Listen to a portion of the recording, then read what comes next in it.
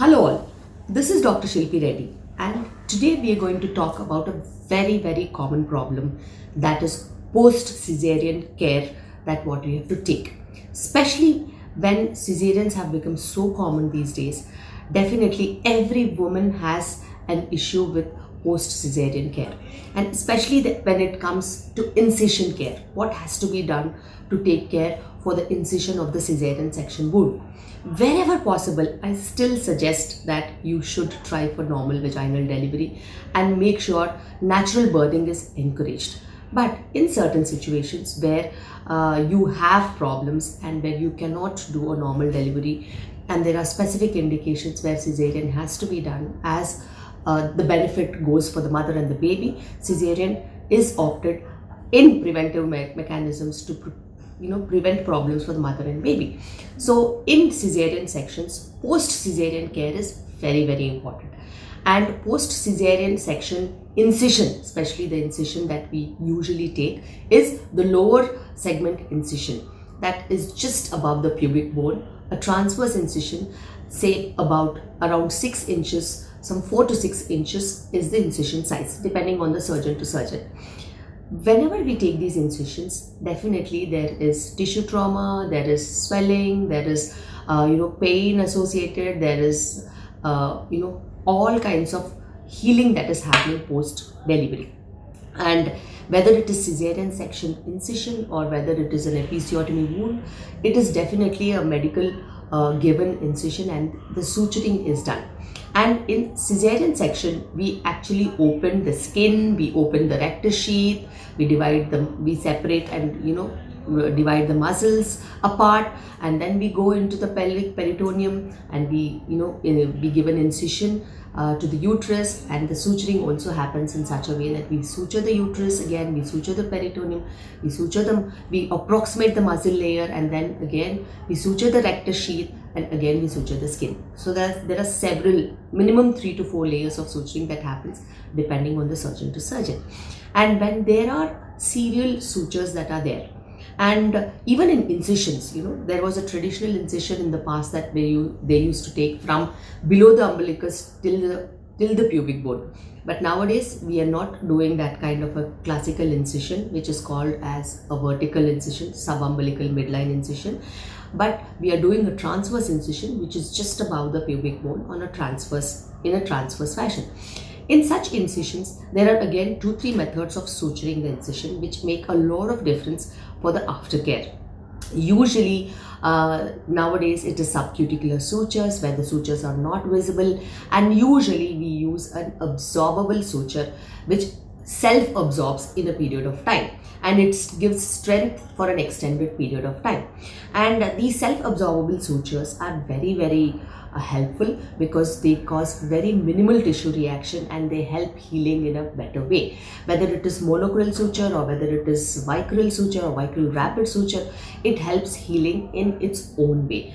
And there is another mechanism of suturing the skin which is called as mattress sutures, wherein at times we use thread for suturing the skin in a different fashion, wherein we give intermittent sutures. There is gap in between sutures, and these sutures are very evident whenever we see them. So the aftercare is a little different for both of them, because in subcuticular sutures, where we usually refer it to as a plastic surgery suture, the sutures are not evident and it is closure of the subcuticular tissues in a very intricate fashion, and there is nothing visible except for a small line.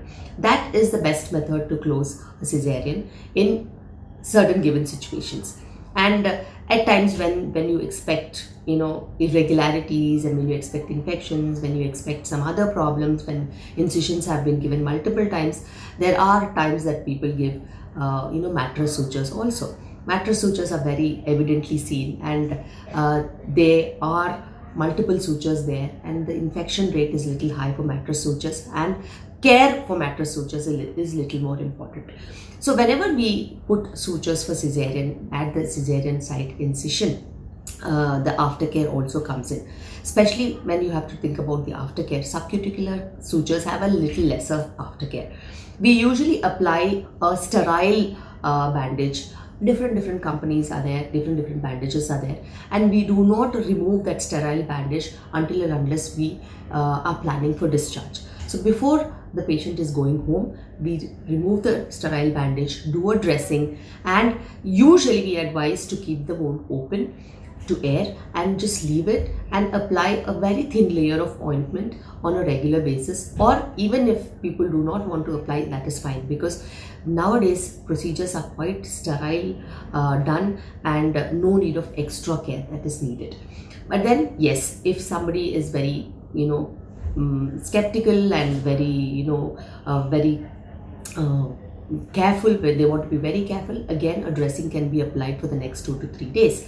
And whenever you're taking bath, you can remove the dressing and take bath and clean the wound with soap and water, and then again put a small layer of ointment. You need not close the cesarean section site again and again with dressing. You can just leave it open, and to air it will clearly become normal. But for some cases like mattress sutures, or there is an infection, or there is anything that is very important that regular dressing is necessary, then we usually do dressing on a regular basis, either in the hospital or at home as advised by the doctor.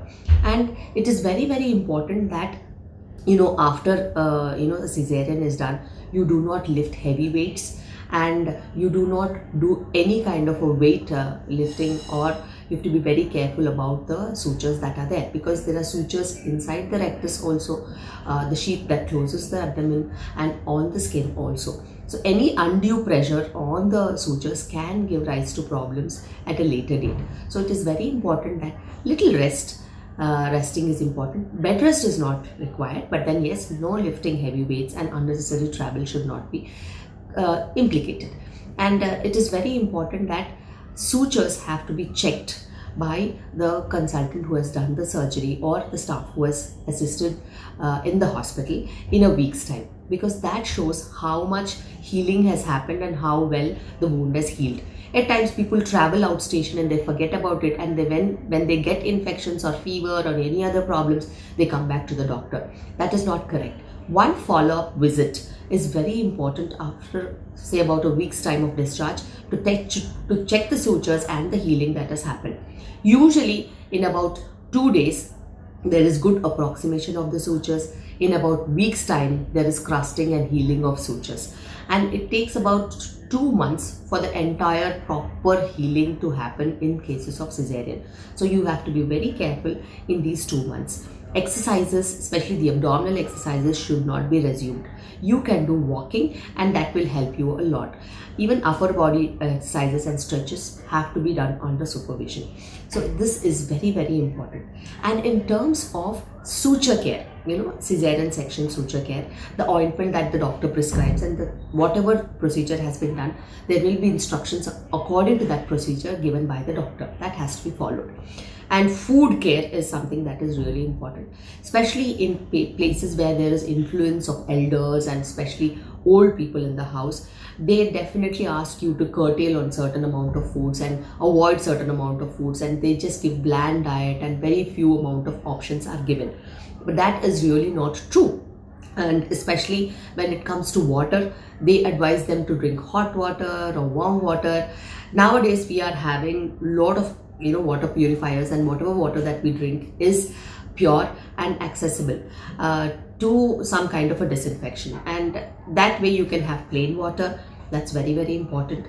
Any option or any chances that there would be contamination, then yes, boil the water for about 15 minutes till boiling point, then cool and have it. So that's the tip and trick for rural places where water is very likely to be contaminated.